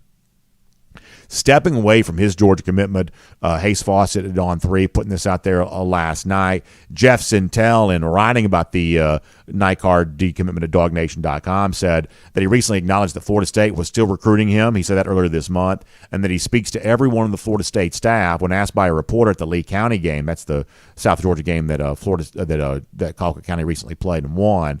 He said that the Florida State program impresses him with the way they aired the ball out against LSU. And obviously right now Florida State does have an incredible crop of wide receivers. We thought they would use those to their advantage to beat Clemson. That's pretty much exactly how that game played out. And we do think that Nycar is going to be an outstanding college wide receiver there as well. At this point in time, my assumption is that it now will not be at Georgia. Sometimes when Georgia loses a recruiting battle, we still expect Georgia to be a factor here. I don't know in the case of Nycar that's necessarily the way that I see this going. Jeff mentioning Florida State. We've heard Miami mentioned here, there too. And we'll give you one more from On 3. There is also chatter in the immediate aftermath of decommitting from Georgia that Nycar is going to visit Auburn on Saturday as a guest of Auburn, ironically enough, for the game in which Georgia's coming in. So things moving fast here with Nycar on the heels of a Georgia decommitment. I'm not going to sugarcoat this. This is disappointing. I like Nykar as a player. I'm very excited to have him here at Georgia. It obviously represents a little bit of a final frontier for UGA, that ability to go out and collect and win with the very best wide receivers. Carr was supposed to be one of the guys to help you kind of kick in the door there on that. Not quite happening here in the class of 2024 as it relates to Carr. Obviously, there'll be more opportunities for more receivers for Georgia to win with, and another Georgia commit like Nitro Tuggle. He's off, having a very good senior season too, but. The Carr decommitment hurts a little bit. That's a little bit of a disappointment, and we will obviously see where Nykar goes from there. On a happier note, to wrap things up here today, every week when we're at home for Georgia home game, we have our DawgNation postgame show at the UGA bookstore. We always appreciate folks who stop by to see us, and they are a part of that. In fact, I want to give a shout-out here. James Young sent this over to me. He says, the moment my 8-year-old son got to meet one of his heroes, thanks for taking the time to make his year. Well, I really appreciate this. The Young stopping by to see us there. DawgNation postgame. So this actually from last week. What a great experience that was. And just really, really appreciate that. The Young family coming over to see us. Fine young man. Great experience to get a chance to do that. So if you're leaving a Georgia game, you want to pop by and see us there for the DawgNation postgame show at the UGA bookstore. We're always happy to say hello, Young fans and everybody in between. What a great experience that is. Really one of the best parts of my job, getting a chance to talk to folks there on a game day Saturday. Great Georgia fans coming into Athens each and every week. Always a lot of fun. And great to meet this young fella here right there as well. How about the lousy, stinking Gators? 33 days from right now, Georgia back in Jacksonville, beating up on Florida again. That is our Gator Hater Countdown. And we'll see all of you back here tomorrow. DawgNation Daily, presented by Pella, Window and Door of Georgia. And on video, time now for the R.S. Andrews Cool Down. R.S. Andrews, the one you turn to for your air conditioning, heating, plumbing, and electric needs. They show up on time. They do the work that's promised, the price that's promised. You can trust R.S. Andrews on all of that. We sort of had the anticipation that today's show would be a long one. As it turns out, that's exactly what it was. But we sort of felt like we had a lot of stuff we had to try to cover. So, hey, Brandon, you forgot a couple of golden shoes. All right, let's see them. There you go. There's Ryan Day, softy Ryan Day, fighting against Lou Holtz with the Canes there. Jim Harbaugh just laughing. I like that. That's good. There's a lot going on there. The Harbaugh laughing part, I think, is the best part because, see, here I'm going to get on soapbox for a couple of seconds, then we'll see what else Michael's got for us, and we'll take some comments. A lot of folks think that all the stuff about Day and Georgia is meant to, make Georgia fans angry, but the truth is that's the conversation, the whining about the Javon Bullard. That's Ryan Day's attempt to pivot the discussion in Columbus away from where he does not want it to be, which is the fact they can't beat Michigan. Ryan Day would much rather spend the entire time talking about almost beating Georgia, and admittedly they did play close that day.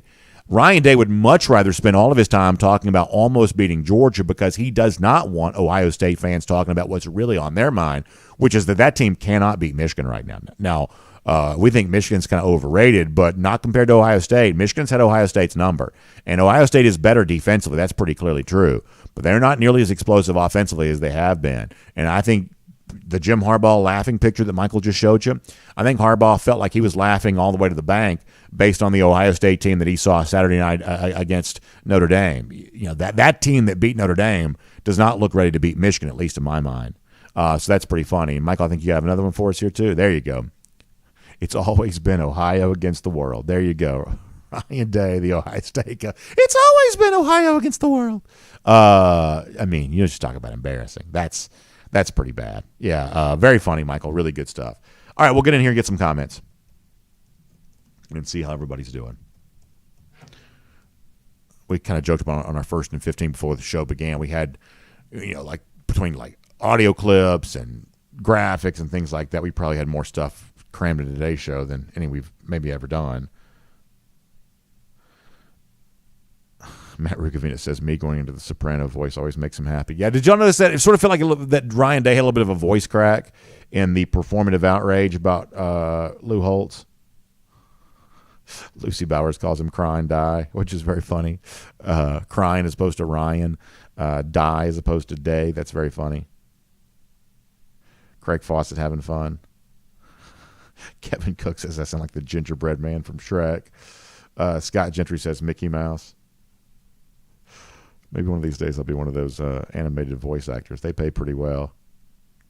George Herndon says, hopefully we can get some of our playmakers back this week. Yeah, I'm obviously watching for that. privately, it seems like there may be a little bit more optimism about Ladd than maybe publicly there's been let on. Maybe there's a chance he plays. Obviously, we've almost taken the show to the Kirby Smart press conference, which begins at noon. Kirby going to give you more of an update there on that.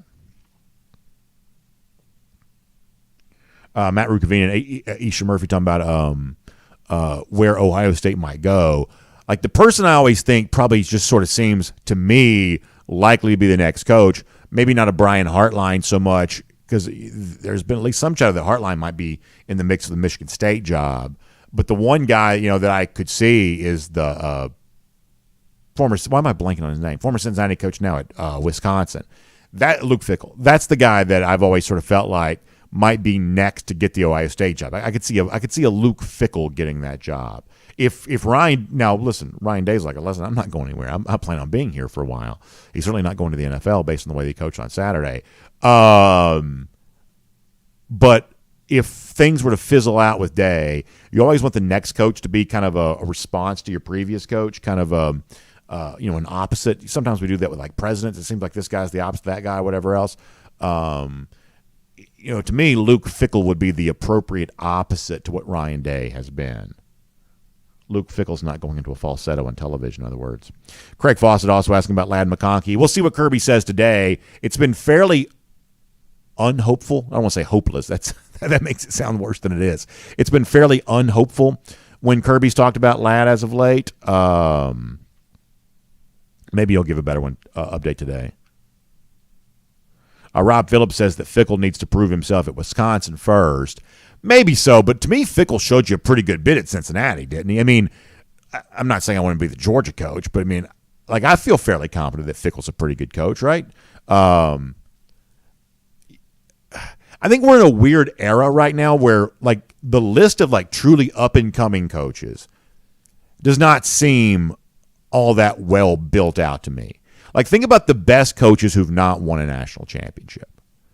You'd have to put Lincoln Riley in there. You'd have to put Ryan Day in there. You'd have to put Jim Harbaugh in there. I guess you'd put Steve Sarkisian in there. Like, it feels like there are just fewer coaches than we usually have who are kind of on the verge of taking that next step. Brian Kelly would be in there. Doesn't it seem like there's just a smaller number of like truly like okay, the GOAT has been Nick Saban. The top tier is like, say, a Kirby, and you'd have to still say a Dabo Swinney because he has won 2 national titles. And then like the next group kind of waiting to get in there. I don't know who's good. I mean, if you force me to like take somebody, I guess I'd probably take Harbaugh.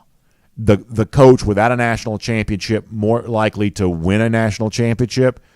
I mean, even at Michigan, I not exactly great recruiting necessarily, but I guess I'd have to take Harbaugh. So the point I'm getting to is that you may be not all that like blown away by Luke Fickell, but to me, Fickell, he took Cincinnati to the playoff, for goodness sake. Fickell's about as good a bet as kind of that next group of coaches as anybody, I think. Scotty Barnes says Lanning. Could very well be the case. I do think that Dan Lanning's a very good coach. If Kirby announced tomorrow he was going to the NFL, which I certainly hope that he doesn't and don't believe that he will, is Lanning the favorite of Georgia fans to get the job? And this is just like a made-up conversation. We're just doing this for fun. I don't even think this would be an issue 10 years from now. I certainly don't think, but just for fun. If Kirby said, "Hey, my dream is to be the coach of the Cincinnati Bengals or whatever else," no one knew this, but deep down, I always wanted to be a Minnesota Viking. Would Lanning be the people's choice to get the job? I think that'd be interesting. Miriam Corbin says yes. Maybe that would be the case. I mean, I certainly wouldn't hate it. I mean, I wouldn't hate it at all. I guess I just mostly hope that's not something we ever have to think about. Let me go to YouTube for a minute.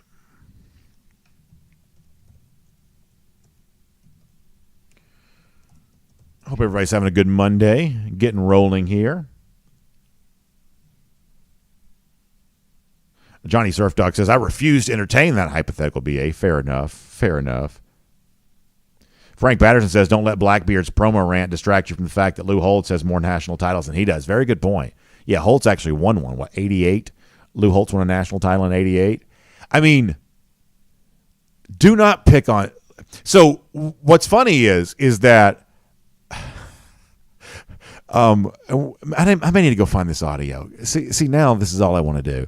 And this is a busy week. We got Auburn. But so – what happened in this game feels very similar to like the Georgia-Alabama game in 2002, right? With Lou Holtz in the role of, Pat Dye, the Georgia's not man enough to beat Alabama. The Dye thing, which is really entertaining to me, and obviously, Pat Dye, God rest his soul, former great Georgia player, Auburn head coach, kind of a venerable Southern football figure for a long time, recently passed away. So Dye, in the later telling of the story, and for those of you who are a little too young to remember, before Georgia beat Alabama in 2002, Dye had gone on the Paul Feinbaum show back when Feinbaum was just a radio show. This was not – there was no SEC network back then. This was just a radio show, and the show was basically only available in Alabama. But, we would kind of hear what would happen. It would become, fodder on other sports radio stations in our states and things like that too. Kind of, relatively early internet, pre-social media. The point is, Dye said Georgia's not man enough to beat Alabama. Dye would later say that he said that on purpose to help his alma mater, to help Georgia, because he, as an Auburn head coach, he did not like Alabama either. Out of respect for his life and legacy, I'm going to take him at his word on that. I don't quite know that's exactly the way that he meant it in the moment, but it became a very good way to retell the story years after the fact. I heard him say this in person. Out of respect for his life and legacy, I'm going to take him at his word. But the point is that I don't know that Richt, after the Alabama game in 2002, I don't know that Richt went on the field. That game would have been on CBS, I believe, and was like, I can't believe Pat Dye said what he said. Like, I don't think that Richt would have behaved that way. And you'd like to think that Ryan Day seeks out a higher level of dignity than to behave the way that he did either. If you can use it as motivation for your team behind closed doors, that's one thing. But then to go on TV and like live the gimmick to this point where you take the bit that far to now act like you are personally outraged by this, that man is 86 years old. He's a part of a comedic bit on a show for a glorified wrestling announcer sports talk show. Like, what are we doing? I mean, what are we doing? Crow King 123 said Rick wouldn't be caught dead doing that. No, Crow King, I believe you're probably right about that.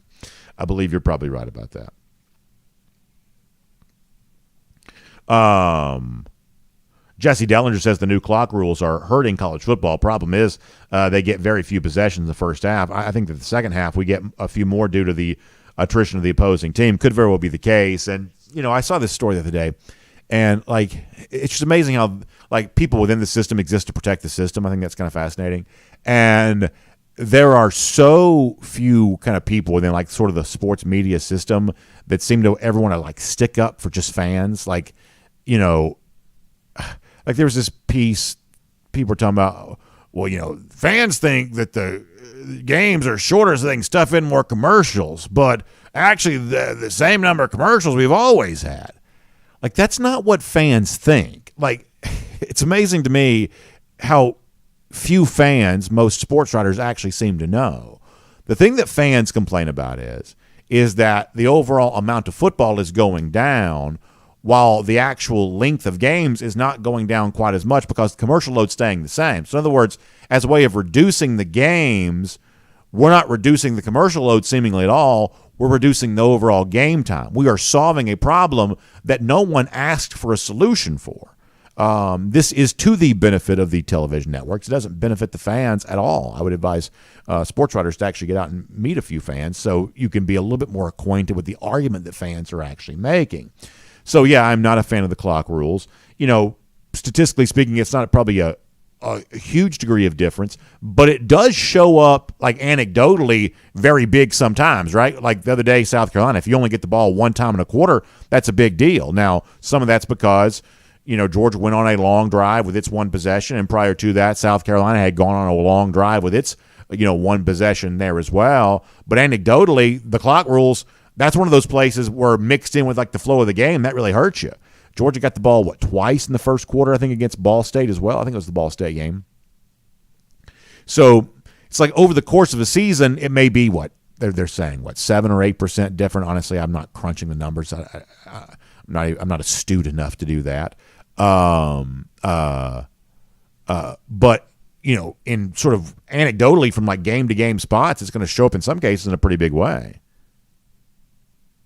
Thomas Dyson says there isn't a worse hell than attending a game being broadcast by CBS. Yeah, it's like so the other day, Saturday night, some of y'all saw this. I was actually on the field, so I'm doing the game from the field on Saturday, and I saw right there in front of me. Now we see this all the time, but this was like right in front of me. UAB player faked an injury as much as anybody's ever faked anything. Like some of y'all that love college football but don't like wrestling because you say it's fake, this is faker than anything that's ever happened in wrestling before. This guy just does, boom, just goes flat on his back, try to fake an injury. He's clearly fine, but, this is not a CBS game, but TV sees this opportunity, and they rush that guy out. There's nothing worse than that guy walking out like the Grim Reaper with that stick that has the clock on it that tells you how long the commercial timeout's going to be. This UAB player fakes the injury. ESPN, boom, jumps right to commercial. 3 minutes, 10 seconds. We lost 3 minutes and 10 seconds of our life because this UAB player faked an injury. Forget the fact that he slowed Georgia down on a scoring drive. These commercial load timeouts are they're interminable. Spencer Clark, not happy with Desmond Ridder. Not a great day for Ridder on Sunday, admittedly so. Crow King says faking injuries have been further incentivized. This is killing the sport. Yeah, I don't know what you do about the fake injury thing because it's clearly bad, but nobody wants to get sued. So what no one's going to do is, it's like you got the anti-flopping fouls in basketball now, but football, to use bad grammar intentionally, ain't nobody got the guts to say that somebody's faking an injury in football because the moment you say somebody did and he didn't, football people are all up in arms about, injuries and stuff like that now. That's why the targeting rule is so messed up. I saw a roughing the passer last night in Pittsburgh and Vegas before I went to bed. It was like, oh my gosh. It's just like they're so worried about like player safety and things like that that they'd be scared to death to try to tackle fake injuries. They'd be scared to death to say so-and-so faked an injury and then one of these days it ends up they didn't. How about Mike Free checking in aloha from Pearl Harbor? Boy, that's amazing. I've been lucky enough to be in Maui before. I've never been to Oahu, and I've never seen Pearl Harbor. Boy, I'd like to, though. I had an uncle that was actually at Pearl Harbor during Pearl Harbor. Like, he was actually there and had to, like, get down on the ground and, take cover when the attack took place. So I'd love to see it. It's an amazing part of American history. I mean, like, American soil was attacked. I mean, we obviously saw that on 9/11 there as well. But, what an amazing thing to think that happened. And to see that there in Hawaii. Hawaii's also just a beautiful state. I mean, just such a beautiful, beautiful state. Really, really something. It's a long way away.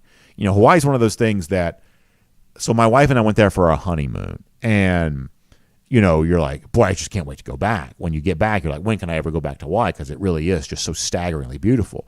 But you're left to conclude, man, that's a long way away. And as beautiful as it is, there are also lots of other places that are really pretty too, and they're a lot easier to get to.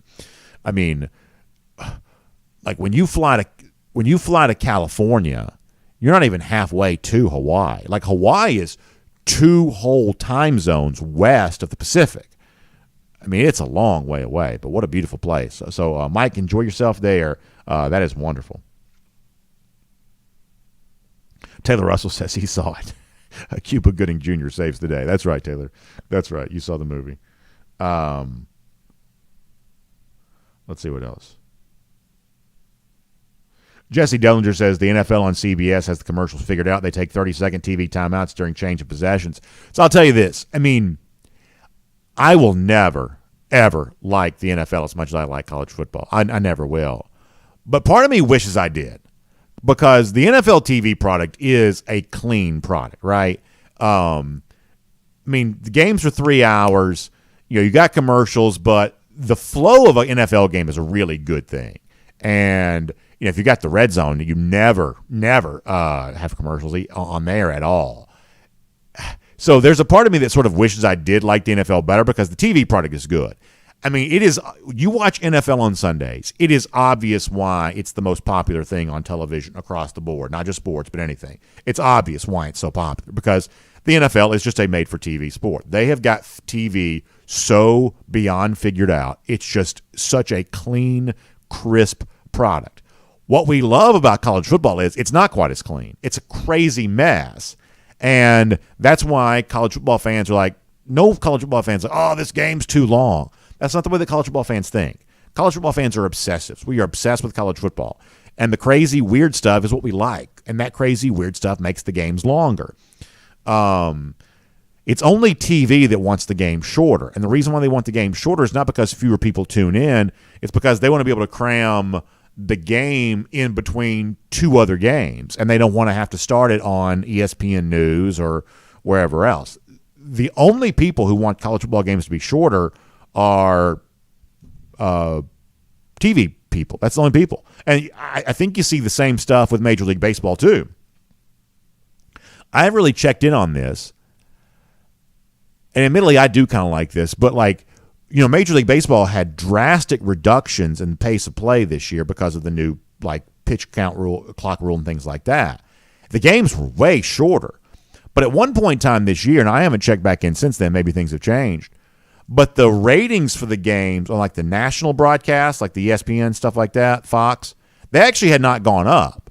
So you're left to conclude, if you shorten the games, but it's not making people want to watch them more, then what was really the point of shortening the games? Because I'll tell you what my son said. This is really interesting. My son's 11. So we go to games. We try to go to as many as we can, usually spring and summer more so than the fall. It just gets to be hard to go during the fall. And hopefully maybe a Braves playoff game or two. But the point is, he told me, he's like, Daddy, I don't like the new rules because when we come to a game, I don't want it to go by quicker.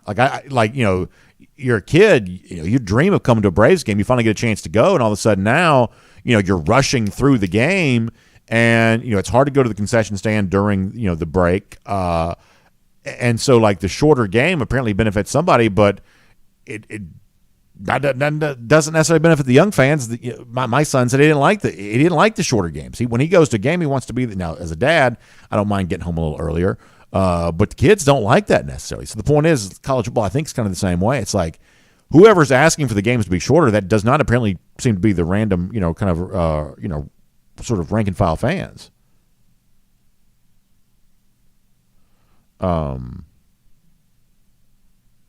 Cassie Turner says she hates the new clock rules. By the way, Cassie joined us for our Dog Nation postgame show on Saturday night. I want to say thank you to all of you who both watch, but also we had a great collection of calls on Saturday. I really enjoyed that. It was really fun. Cassie, of course, one of our best every week when she joins in. One of the nicest things you can do for me is give me a good call in the postgame show. I just really like when we have a nice variety of opinions. I think one way about the game. That's my opinion. Dog Nation, I'm talking about the entirety of the fan base. There's a wide collection of opinions about a game like that. So anytime we can reflect a lot of different people's points of view, I really enjoy doing that. So I appreciate all of you who both tune in to watch our Dog Nation postgame show, but also who kind of either stop by and see us at the UGA bookstore or click the link and join us via Zoom and actually share your voice on the show. I really appreciate that. Let's see what else.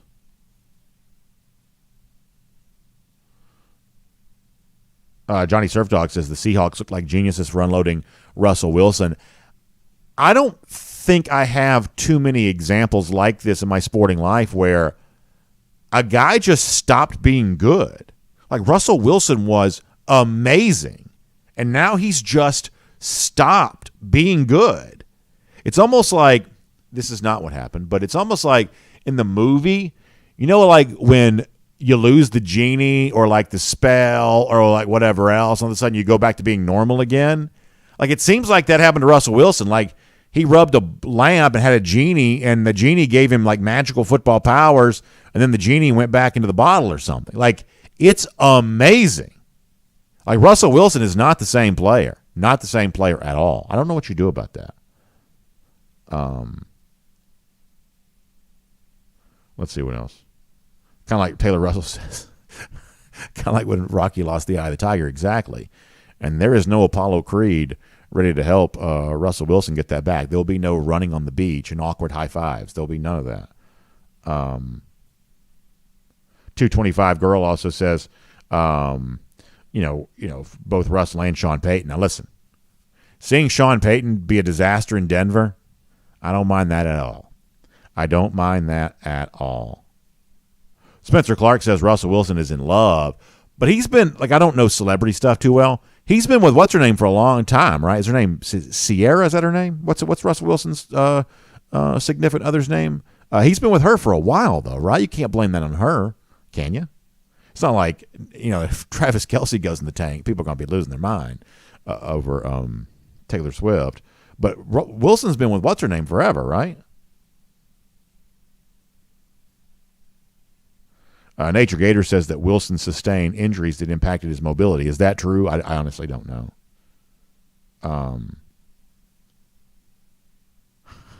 Johnny Surf Dog says he wants to see me and Mike Griffith reenact the Rocky Apollo race and high five awkwardness. I bet you Mike has probably got a pair of those really short running shorts left over from the 1980s. If I know Mike, I bet you he's probably still got a pair of those. Now, listen, I was pretty young in the 80s, so I don't quite have, a full repertoire of 80s gear. But I bet you Mike had some exercise apparel that probably looked a little bit like that. My guess is that Mike could probably find an outfit in the back of his closet somewhere that kind of takes it back to an old gym from the 1980s. Frank Patterson says the next cruise, Mike and I will do that on Perfect Day, Coco K. We could probably figure out a way to do that.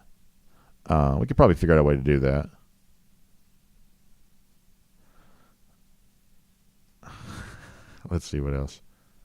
Paul Moon on the subject of Dalen Everett. Yeah, I don't know. We had some people bring up Everett on the post-game show on Saturday. I guess I'm a little slower than some of y'all want to be on some of these individual player evaluations. And the thing that I try to remember is I don't know what I don't know. In other words, so if we see a guy and it seems like he gets beat, I try to be aware of the fact that I have zero idea what his responsibility even was on that play.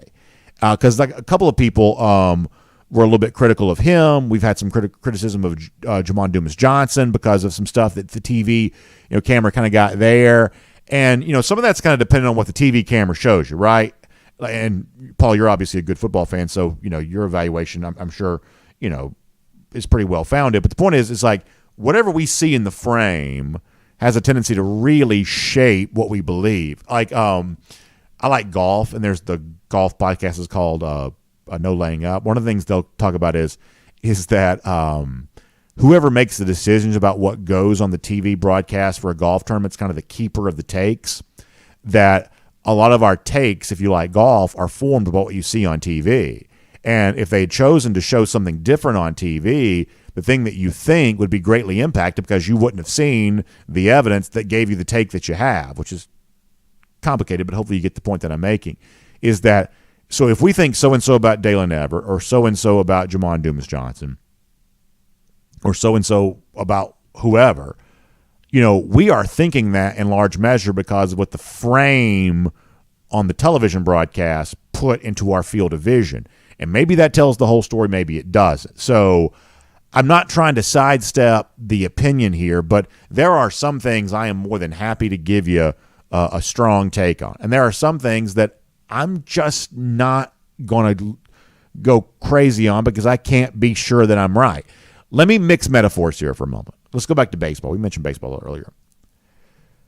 So if you're a pitcher, maybe you should throw a curveball, maybe you should throw a changeup. If you do throw one of those two pitches, maybe as a baseball fan, I could recognize it or maybe I couldn't. Sometimes I feel like I can. Sometimes I feel like some pitches I can't really quite tell the difference. So I don't know that I'm going to tell you what pitch to throw, nor am I all that confident in my ability to recognize the pitch that you did throw. But what I can tell you is this, is did you throw a ball or did you throw a strike? That's the evaluation I'm comfortable making. And so I think when it comes to the Georgia defense in particular, Individual player evaluation, should Dalen Everett be out there? Should who and so be out there? I'm going to be pretty slow to sort of make any kind of determination about that. It's the overall balls and strikes that I'm more interested in trying to call. And right now, the sum total of this Georgia defense, the 11 guys on the field for the majority of the game, they are good. They are perhaps very, very, very good. They are probably, a couple of degrees south of great here right now, and they are probably a little bit of a different overall profile than the last couple of Georgia defenses have been. That is the thing I am comfortable saying. Is it because they still have position battles that are undecided and perhaps will eventually be won by somebody else? Maybe, but I'm sort of a lot more comfortable with the overall big picture evaluation of this is a Georgia defense right now that is good and perhaps very good, but maybe not as great so far as I expected it to be. Very long response to a very short question, but that's kind of what I'm comfortable saying. Let me Nature Gator says I'm going long today. Yeah, we really are. We're going to go to DawgNation.com, then we're going to get ready to wrap it up because we got to. JP says Everett's getting targeted because teams fear Laster. That very well could be the case. JP also says Everett's going to be really good, just growing pains. Yeah, I think one of the other things, too, is that of all the positions on the football field, they're of course, all hard to play. Would y'all agree with me? Cornerback's the hardest on defense. Cornerback and middle linebacker seem like they are the hardest to learn how to play. Does that seem right to you? And I would say that cornerback is the hardest of them all to learn how to play. Physically, they all require incredible, effort, right? Incredible athleticism. Physically, they're probably all pretty equal in terms of what they require. But I would say that cornerback seems like there is a lot to learn. And there's probably a little bit of work in progress probably for everybody. JP says he does agree with that hands down. AJ Ferraro says cornerback is by far the hardest. You got to stay in the hip pocket of an elite athlete without touching them. Yeah, I mean, that's one of those things, too. Like, I feel like I learn a lot about football by watching high school football because the game moves just a tick slower. The athletes are not quite as good. I mean, some of them are as good because they're on their way to being these same guys. But the overall it just moves at a pace that's a little bit easier for me personally to process. And when you watch a good, well-coached cornerback in high school and you watch the way that he does use his body, pin that receiver towards the sideline, doesn't get a pass interference call, but he pretty clearly renders the receiver incapable of making the catch, like, oh, that's how you do it. Okay, that's how it's played. Yeah, that's what you're trying to do right there. And it moves just slow enough to high school level that you sort of see it happening in a way. In college, everything just sort of seems like, oh, my gosh, these guys are just, superheroes. The high school level moves just slow enough that sometimes you can kind of see that a little bit better. Randy Hall says, I can't wait to see the mixture of Blackbeard's face and Kermit the Frog's voice. Yeah, there you go, Randy. That's pretty funny. JP says he played and coached cornerback, and it's really hard. Yeah, it seems like it, right? I mean, all the positions are hard, but it seems like cornerback asks a little more from you. And like, there's not necessarily a long list of great freshman cornerbacks in the history of the SEC, really. I mean, there have been some, but not a long list. DT says if Travis Kelce can reel in Taylor Swift, who's Brock Bowers going to be able to land after a couple of dominant years in the NFL? Yeah, I mean, I'd say the sky's the limit. You go Sidney Sweeney or whoever else. I mean, I think that sky's the limit there on that. All right, we got to really go. Senior Dog 54 says, in my opinion, we're missing two of our best three defensive players, Bullard and McHale, both out on Saturday. Very important point there. That's part of the evaluation of the Georgia defense for sure. All right, we got to go. It's just so late. All right, we got to go. I've got to get this radio show posted and podcast there too. So we'll do more comments tomorrow, and then we'll see you back here. Y'all check out RS Andrews online, rsandrews.com, for your air conditioning, heating, plumbing, electric needs. Go ahead and get that furnace tuned up. Cold weather's going to be here soon, so be ready for that. Find them online, rsandrews.com. Y'all have a great day. We'll see you back here tomorrow. Dog Nation Daily, presented by Pella Window and Door of Georgia. We'll look